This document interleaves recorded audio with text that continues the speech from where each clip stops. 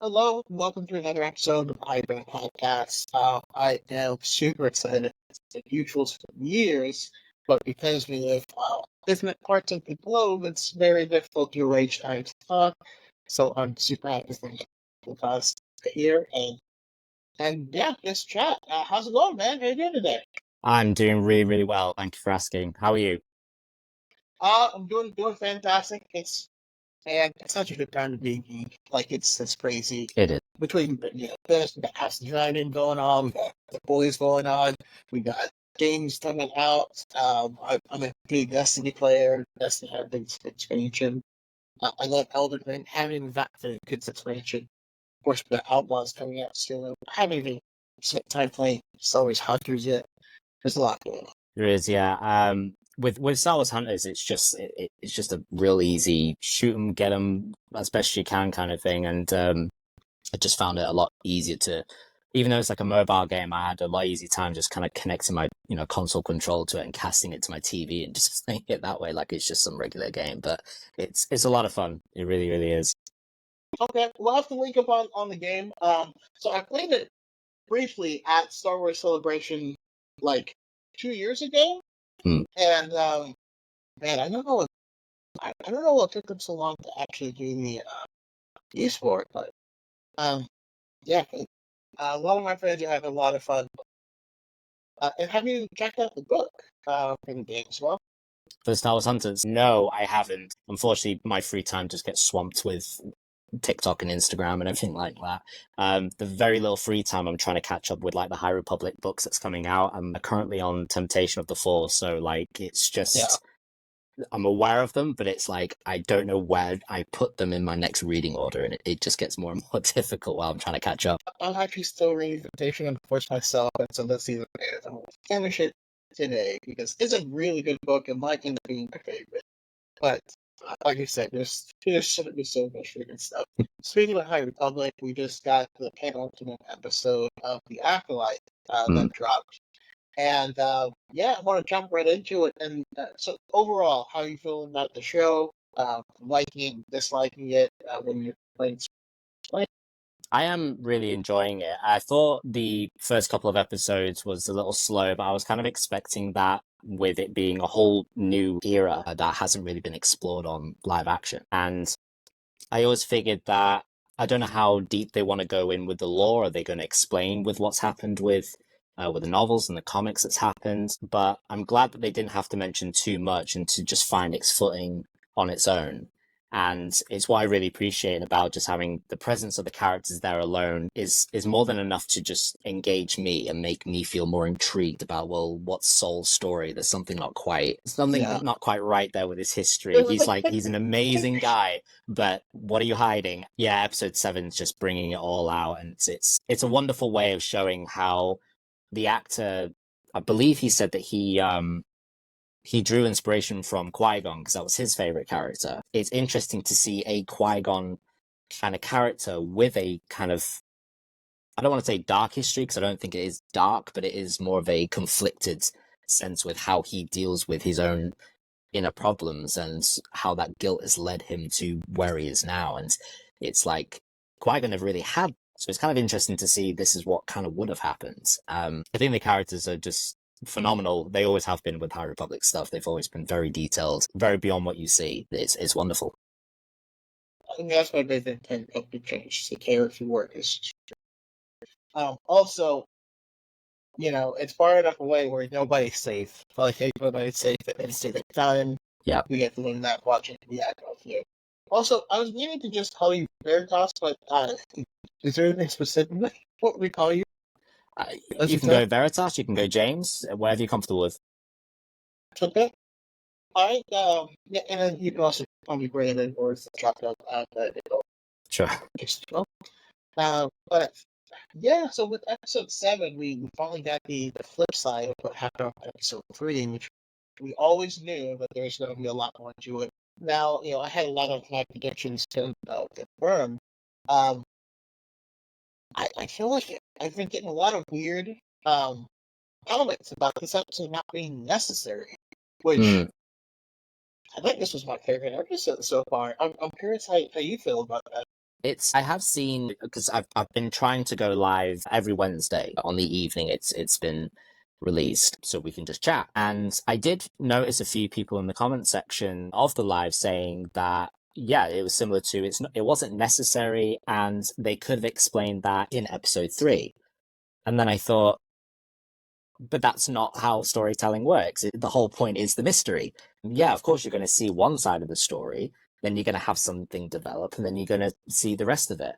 And what's important was the journey as to, well, what happened here with these guys? What's happening currently towards, well, why are you feeling this guilt? To really hone in on that mystery, onto that, let the audience's instincts kind of like let them guide towards what we'll eventually see. And then now we're here at episode 7, and it's like, oh, okay, so like you will get a lot of criticisms from people in our fandom about how the Jedi are, and you do get some people that will say they are quite problematic in some senses.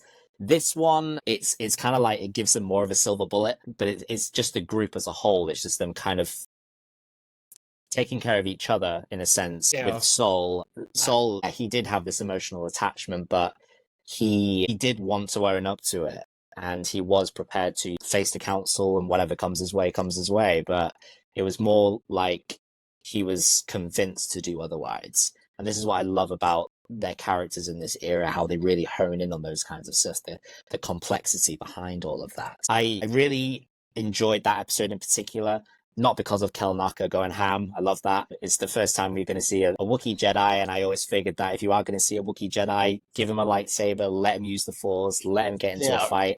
And I was really happy that I got to see that. Yeah, I really vibed with episode 7. I loved it. There's not really much more to say. I just can't see how people didn't enjoy that. I thought it was great. Yeah, it is interesting because I had people ask. I'm actually gonna make a video. Someone's like, honestly, how could you enjoy it? And like, how did you not enjoy it? But that's a beautiful thing about the fandom is we have different people who like different things, and we all grew up loving Star Wars, and we are all different people with different backgrounds and stuff. So we're going to gravitate towards different aspects of storytelling. For me, I love the size of the universe of Star Wars, and I love the Force and Force lore. And I can imagine any sort of amazing type of story, a different story genre, all existing. For me, when I watch A New Hope and you go into the cantina, there's backstories for each and every character in that cantina. They're all doing something, and those would be interesting stories. But I also do have friends where to them Star Wars is the adventures of Luke, Han, and Leia, and that's all they care about. And so they massively disappointed in the sequels because they didn't get to see the characters that they were there for all together. For me, I don't. It's not their story. Like to, but it's not required. I'm curious, what to you makes Star Wars Star Wars? What aspect of it are you? It's more what you were touching on with how you have a whole cantina full of characters with their own stories. That's what I'm more drawn to. I mean, sure, we all love a good lightsaber duel and really great effects where, if a ship jumps into hyperspace and the cool space battles and everything. I think what I'm more attracted to is, what's this guy's story in the background? And when you do a bit of a deep dive and you figure out, oh, this person is responsible for X, Y, and Z reason, and this is why they're here kind of thing. And I think with Star Wars, how it's able to include even just the people in the background into the story in some way, even though the audience will not have seen this or even known about this because some of their lore is just hidden in some reference book or in a visual dictionary or in a short story, and it could be anywhere. And I like their inclusivity, how everything and everyone has some kind of a role, no matter how small or how big, it's there. And how it also somehow weirdly makes me and any other audience feel included with that as well as observers. We're observing one of the greatest events in history in terms of in this fictional universe that we get to see everything get sort of panned out in this way. And it's always been inclusivity with me, how just everyone can do something to help. Even if they do something bad, it's still somehow going to pan out in some way through the will of the Force. But it's what I've always been drawn to. Just those little guys in the back. What's their stories? What are you doing? Yeah, and that's what two stories come to mind for anyone listening who hasn't read them yet. Lost Stars for one, fantastic book that takes place throughout the entire original trilogy, and you get to be the background characters. You know, you get to see how it feels to be an Imperial officer standing on the Death Star when it blows up Alderaan. Stuff like this is chilling. It's beautifully written. Plus, from certain point of view books where, on Echo Base, there's a guy who's walks between Han and Leia while they're arguing. That guy has a story that's beautiful. Like that stuff is, you find out where the one stormtrooper that was supposed to be guarding the Falcon was. If you know, that story affected a lot of people. But no, again, that's the amazing thing. And with this story, with the Acolyte, we got to see how those little echoes can change everything in the future. And I like how episode 3 was called Destiny, and that was from Osha's point of view, because Osha had zero agency during that entire story. The whole trajectory for life just happened, you know. And then this one was called Choice, and every single person in here makes a choice, and that choice is what chooses, the destiny of these other people, unbeknownst to them. And it sounds like you were kind of in agreement with or how do you think? What do you think the right choices were? What do you think of the different choices that happened in the episode? We'll keep it more open to that. Yeah, I was going to say, I think with something like this, there's there's a good argument when after the fact. Hindsight's a wonderful thing where we can say, should they have completely listened to the council and not getting themselves involved whatsoever? But I can also see their duty in seeing, there's two kids here, the vibe isn't there. Are they in danger? We kind of need to check that out. It just becomes this big snowball effect of them interfering, but for good intentions.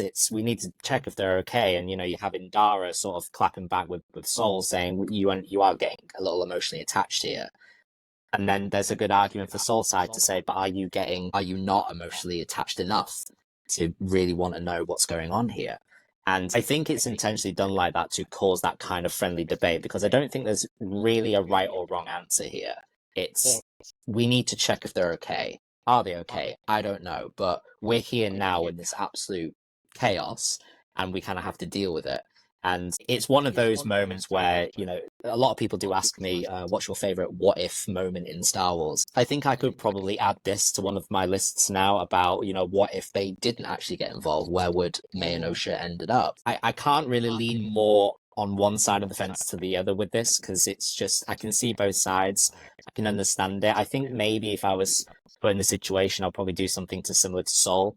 I would want to see what's going on. Are they okay? I can't leave, having this at the back of my head, knowing have I just left these girls to an awful fate or anything? It's a complex situation, and it's one to have a fun conversation about, but it's also very real in terms of, should you step in or should you completely stay out of their business sort of thing. It's tricky. Yeah. No, I agree. I don't think there is a right answer there because yes, Mother Anastasia was genuinely a loving mother, but we still don't know enough to say she was a good person. Yeah. We don't know enough to say that the kids weren't in danger. From what we saw, I mean, there was something going on, right? There are still additional mysteries that have not been answered. What do you think? Like, these girls were going to lead the coven. What do you think that means? What do you? Yeah, It's what does that mean? I didn't know if they wanted to leave this as too literal to say, when you grow up one day, you will both lead. But, sometimes there's a lot of subtext with Star Wars. If anything, it's about 90% of the time you get a lot of subtext with that. Um, I I did see a theory. I want to say it was Element or someone where someone had pointed out about the marks on their heads, how May gets it on one side, and had Anastasia completed the ritual for Osha, it would have probably have appeared on the other side. And they said that because of the consciousness that's now been split into two separate bodies, that there was going to do some kind of force essence transfer to them, and they would sort of meld into one again, and that would form the symbols that's on Anastaea's head. And I thought it's a really interesting way of seeing that, because are they physically going to join, or is it going to be some kind of dyad that we've already seen in the sequels? Who knows? I'm not sure if something like that is ever going to be answered, because it all kind of determines as to where the rest of the other witches had gone. They seem to have just vanished into literal air. In terms of them leading, I couldn't tell you. I don't really have a theory on that. I try to stay as far away as the theories as I can, only because I just don't want to set myself up for disappointment. I'll think of a theory I'll be really excited about, and then it doesn't happen. I'm like, well, this was still good, but otherwise. Yeah, no, it is an art form to separate yourself from your theory. That's why I make a shoot for the moon when it comes to my theories. Yeah, I put on the old baseball hat here, and shoot for the moon. But one of my active theories is that the whole turning into smoke thing. I think all of their abilities are essentially the various forms of what would be essence transfer, and so that's kind of my active theory. I do feel like the twins were created and experiment to make an artificial dyad, and I think their bodies were going to eventually be used to house two individuals who would, you know, be the dyad and would potentially be whoever the Sith Lords are of the era. So that's kind of a soft version of what I'm thinking. But they weren't ready at that point in time. They'd have to like become powerful enough, and I think that's why they're being told to kill the Jedi without using a weapon. Once they're that powerful, that capable, then that's going to be when they're actually ready to be the vessels. And so yeah, that's kind of where I land with this. I also think that Coro is the stranger. I think. I mean, one of the things that they said is, he goes into your mind and he kind of stays there. You know, I thought that was an interesting way to put it. And then when we look at how the witches who controlled Kanaka, they died. That Kanaka was, a full-fledged Jedi. I can't recall if he was a master of that, but he would have, had the capabilities, had the mental fortitude, all the stuff. So it took a bunch of them to break through. And had Niken, essentially I kind of laugh to think about it, but, when Mother had to say, what to Torben's mind, and had that conversation, it was a lot longer than what was physically happening in the real world. I'm imagining Chewbacca having that with each and every one of those witches. But I'm laughing inside because I'm just picturing him roll it back to them. They're like, "What is it that you want?" But just in his head, they probably understand. So I don't know. Anyways, but the way that they all dropped, like forcefully separated like that. I mean, I think it was a portion of their essence physically put in his body, and when Andorra sealed it off, all those parts were left inside, and that's one of the things that makes him mad. Is he's been drawing all the witches' symbols and stuff all over his cabin. I think he has all of these fragments of all of those witches in it still. Now, going into this, and I'm almost thinking that at some point in time, after this thing occurs, maybe Venetia goes to explore that planet with her Padawan to check out what happened.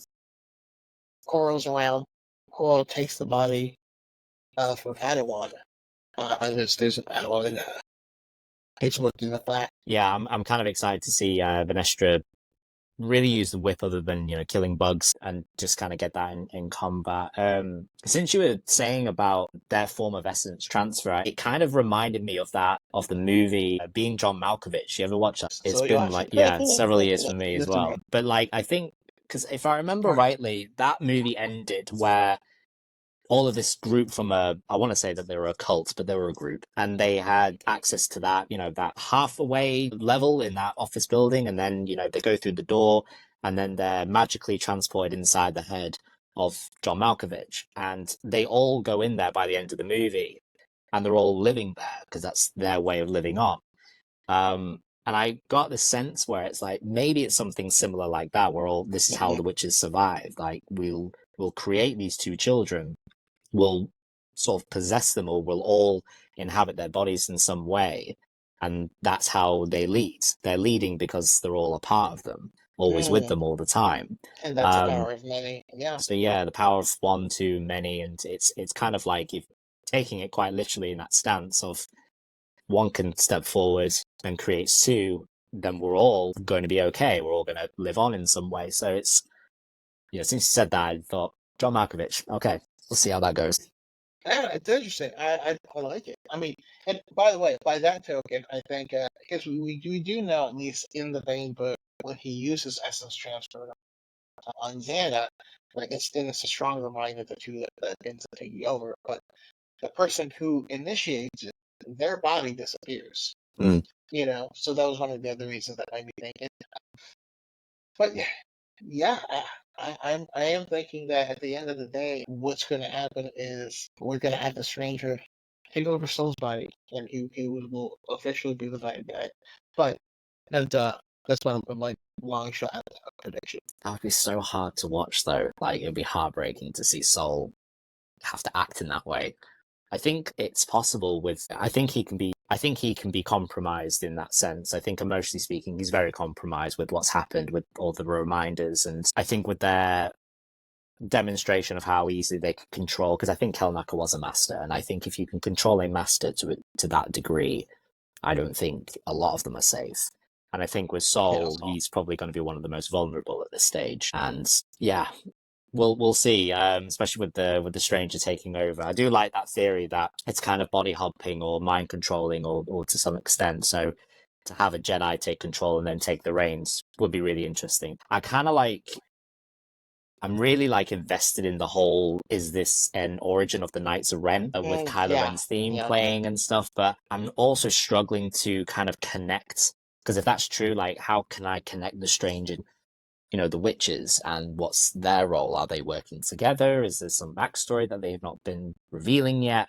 But you do hear Kylo's theme with Kelnaka getting knocked out. And I was there thinking, what's the connection there? And we've heard it 3 times. We've heard it in the last 3 episodes. So and Leslie said it was a thing that was intentionally placed there. So I mean I'm open that it sticks to landing. I have faith because I feel like Andor stuck to landing, and I feel like Bad Batch really stuck to landing. Personally, pound for pound, Disney Plus does it as the best track record for sticking landing. But the last 2 Star Wars projects, I think that does leave me somewhat hopeful. But yeah, I mean, what do you think this means for the Jedi and the conversation that we have on the Jedi are evil? Like as we've said before, they do all have good intentions, but bad things happen. We had that line drop that the Jedi will be destroyed by their good intentions. How does that connect? Does that connect with you with any other Star Wars projects? I mean, I think it goes without saying with the prequels and such like, but to compare it to others, I'm not entirely sure, because it all comes down to the individuals, not the group. And I think it all kind of depends on the position of that person in the group. If you have, it's easy to say, I'm fighting for a force of good. And, we can all say the Jedi are the good guys. They are fighting for the force of good. It's all, peace and justice. It's just, where is that good intentions coming from? Is it coming from a personal need to make sure that you feel better by the end of this? Or is it coming from complete selflessness and making sure that they're okay for them? And it's all the ramifications that fall from that. It's why we can always draw on Qui-Gon at being the exact person that a Jedi needed to be, completely selfless through and through. And it's difficult to compare it to other projects, because as I said, it all depends on the character themselves. The character will think in one way or another. They'll either apply it to their training, or they'll apply it to how they feel in that situation, and let it pan out from there. It's all a learning curve. It's tricky. Yeah, there's one of this, whether or not it works is the biggest determining factor. Because even with Qui-Gon, he essentially bet the hopes of every person on the planet Naboo on this kid winning a pod race, even though he's never finished it before, and this is a home-built racer, and if you had to bet your house on a kid on a 9-year-old winning the grand in a homemade car, it might be a little sketchy. And that's something I really liked, right? Because it took tropes that we've seen 100,000 times every video and turned it on its head. And I think that's why I love this episode. This episode was The Last Jedi. And yes, the hot-headed pilot, where them being a hothead is always seen as a good thing. What happens when it results in a bunch of people's deaths that were ultimately unnecessary? How does that affect things? And what can we learn from it? I like how I made a video already about Torben, but he was very Skywalker coded to me. Yeah. So it looks like it could be a Skywalker. Because if you put Anakin on a planet and had him pick planets, he would find some way to rush in and fight something. You know what I mean? I get the feeling he would either just rush the whole thing and not do a good job, and he'll make some excuse about it, or he would try and find some way of making that into a competition. Who can collect more in this time spot or whatever. It's always got to be something that's his mind has to be occupied to do a boring task rather than live in the moment and think, what can this task teach me? He misses a lot of things, Anakin. As much as I love the guy, but he misses a lot, and it's his flaws that really make him the character. And it's the same with Torben. It's more, he's a Padawan. It's kind of understandable that he just kind of wants his comfort life back. I've been out here for how long were they there? 7 weeks. We've been out here eating the same food for 7 weeks. I've been cold out here for 7 weeks. I've probably been wearing the same robes for 7 weeks. I want to go. Get me the hell out of here. And he even says as such, this is our ticket out of here, as he gets on the speeder. So it was all more, well, I'm doing this to get myself out of here, not for the greater goods. And I expect that from a Padawan to a degree, but it's the others. He's probably tired of having to share a toilet with the Wookiee. I just imagine that. Most likely. You gotta give it a full day afterwards. Okay, so last question on the Acolyte is there's one thing I have seen people say, and it's Soul holding up the bridge, rather than saving the girls. How did that scene hit you? It reminded me of the whole, do you pull the lever to save one person over 5? It felt very similar to this, and you end up having to ask yourself, well, what would you do in that situation? Would you focus to save at least one of them, or would you really struggle and risk losing them both? It hit me hard because it's like with Soul, I felt like his mind was already made up, not that he ever thought about it, but he kind of loose thought, no one wants to do that. I'm just glad I wasn't him, is my answer. That's the only thing. That's but true. I'm happy that they both survived. Maybe not so happy with how their lives kind of panned out. Yeah. I mean, you also have to consider the emotional state of it. Hey, he just climbed the mountain. That was not an easy climb to get there to start. And then, you accidentally kill a mother and a Seiya, which is going to be heartbreaking, especially for a Jedi, which, that's going to unbalance you. That's going to take his soul. And then he had to fight Coral, and then he had to fight Kilnaka. Fighting a Wookiee Jedi is no easy task. Watching Kilnaka 1v2 them, and you gotta block, and it doesn't even matter. He's still sitting and flying. That was cool. And by the time he runs in there, you had a split second to make all of these decisions and no time to check on ramifications of each one. And at the end of the day, he had to physically grab her.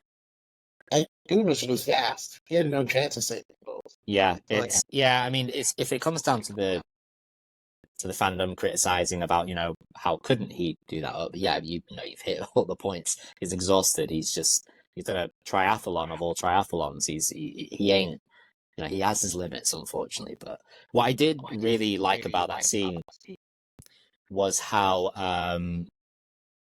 is it Lee Young? We're pronouncing his name. Lee Jung. Lee Jung. What I loved was his performance in how he was kind of like reacting to what he had just done when he killed Anastasia. It was, he's done it. And then when Mother Corbin reacts and she's trying to get him to fight back, and you can just see the distraught in his face where he's just kind of having to move to like avoid all the blocking. And I just could not keep my eyes off of his face about how he was delivering that. And I thought that's just saying everything right there. Like, he immediately regrets what he's done, and he'll carry that for the rest of his life as well. I think he was such an amazing cast for this role. Yeah, they did a fantastic job with him. Okay. Yeah, I think that pretty much wraps up. Unless there's anything else you want to cover on the Acolyte on episode 7. I think we got it. No. All right, perfect. Well, so I'm enjoying the Acolyte, mystery show, and having a kind of a freshening in Star Wars. I'm curious if you have the ability to greenlight the next Star Wars project, what you would make happen. Could be a game, could be a movie, show. If you had the button, what do you make it?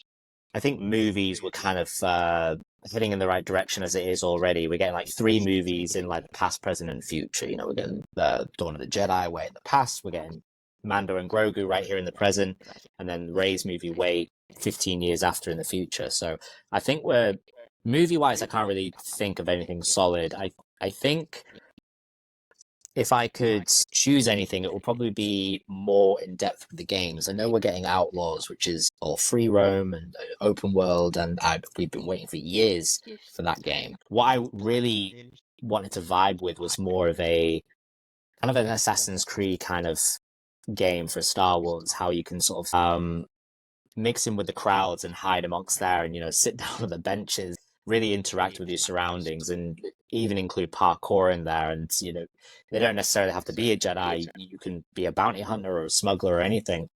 But to get that level of interaction is something that I've really always vibed with, especially when you're looking at like the old Assassin's Creed 2 and Brotherhoods, and how Ezio was sort of played with that. I really enjoyed those kinds, and to have that level and then just give you like a ridiculously sized map on Coruscant to be able to go below the levels as well. I would really enjoy a big game like that. I'd really enjoy it. Maybe you could do like a Batman game where it's just all kind of like, you don't go out and leave Coruscant. Maybe you are kind of stuck on Coruscant, and like I think it was the premise of the Star Wars 1313 game that got cancelled way back when. But just kind of give me that, but some Assassin's Creed stuff going on there. I would really vibe with that. That would be cool. Yeah, I mean, I can almost see like a game. Maybe you're someone that, like, I don't know, former Mandalorian or something like that, who's kind of left, and then stuff goes down. You're stuck on Coruscant, and you have to slowly piece together gear, and so you can fight back. No, that's cool. I think there's a lot of possibility with that. Me, I'm gonna greenlight a book, a novel. And this book takes the same time as the sequel trilogy, but Kylo Ren is the star of the book, and so we just only follow his side of the story of everything that because I think that might be interesting, especially if you can get his internal monologue and stuff for certain high fairies and stuff. What was he thinking? With Rey, how does he have to use his mind when someone like Snoke can read it at all times? How does he protect himself? I think there were certain things that were cut. Like there's one scene from the novelization of Rise of Skywalker I'll never forget, because when he goes on the Falcon and he finds, was it Ben or was it Chewie? I can't remember if it was Chewie that does it. No, it was Chewie. But I'm mixing it too. Oh no, I am remembering that. He interrogates Chewbacca, and when he's in Chewbacca's mind, he sees Chewie's memories of basically him raising them, being part of their family, and he was talking all this stuff. Super heartbroken. And I loved it more of that type of thing in there, And then It, rewrite you it. know, I think I agree with you. Whether you want to keep as a novel or a show or anything, you don't get to follow the villain as often as you would with the protagonist. You never see them as like the star of that story, not often. I think a lot of that kind of exists with the comics. And it's not to say that they're bad, it's just give us more. I'm more than happy to, hear Vader's internal thoughts in a novel that's only him. I'm more than happy to bring some people in from the Old Republic and just start a novel from there or a comic series and just bring in something about how did the old Sith think? How did the current Sith think? Or any bad guy for that matter, follow an Imperial Stormtrooper for around like we do in like the old in the certain point of view books. But I think a full novel that would really give you those insights, it makes them a lot more relatable. And like with Kylo, like what you said there, I think something like that would really resonate a lot. Yeah. I want people to like rewatch the movie and sound the right out. That's what Yeah. all right. Well, outside of Star Wars, what, that's where we both love more than just one thing. What else are you interested? What are you interested in? What get you doing? So if anything, it's more like show wise, I'm really vibing with the boys right now. I've never really been disappointed with anything that they've sent out. If it's just getting more crude and vulgar, and I'm loving it. I'm very interested to see which the direction that they're going in and how far Homeland is gonna go. So that's always been very cool. I'm a big Rick and Morty fan. I've been liking this a lot more recently because I feel like they're delving a little bit into like an actual story rather than just each episode is a new adventure kind of thing, and how there's actually a bigger story at play, and that's kind of affecting the characters individually and how that applies to the next episodes. I'm liking how they've really thought about this from the beginning and with what they do with. I'm behind on maybe Morty, but yeah, no, I definitely enjoyed the show. I I only think the speak last vaguely one, just in case you've not seen anything. the last one, was when they were dealing with the villains they were fighting were like storytelling. Yeah, Like on the train. yeah, Yeah. it's such an interesting way of writing a story. I find this fascinating. It's like I don't know how they can think of ideas like that where you've got a character that's whole ability is retconning events, and I just like how do you like come up with this, like what, who raises their hand and thinks no, this will be pretty good. Just take all of this stuff that's just found in a standard story and what the fan base will probably like complain about and just make them their own special ability. Yeah, it's genius. I love it. Okay, is there anything outside of TV shows or anything? You do anything sports or anything? No, I'm not really very sporty. I think a lot of my time ends up being on social media, sort of handling a lot of like requests and comments and just kind of exploring that kind of thing as well.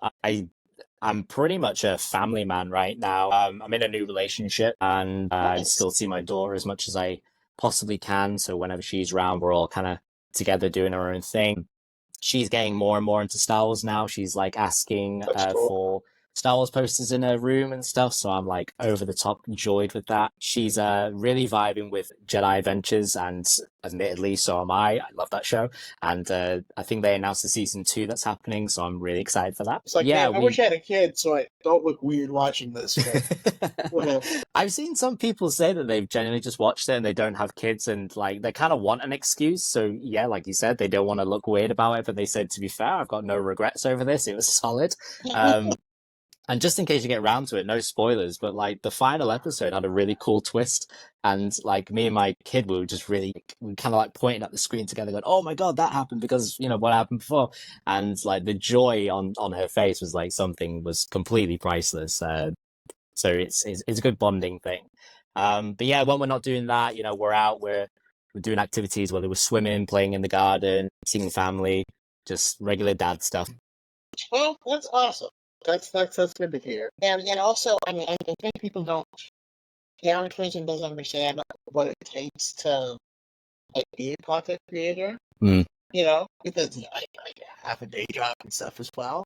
And it takes an interesting amount of like mental discipline to be in the place when you're supposed to be there, and not on your mind writing content.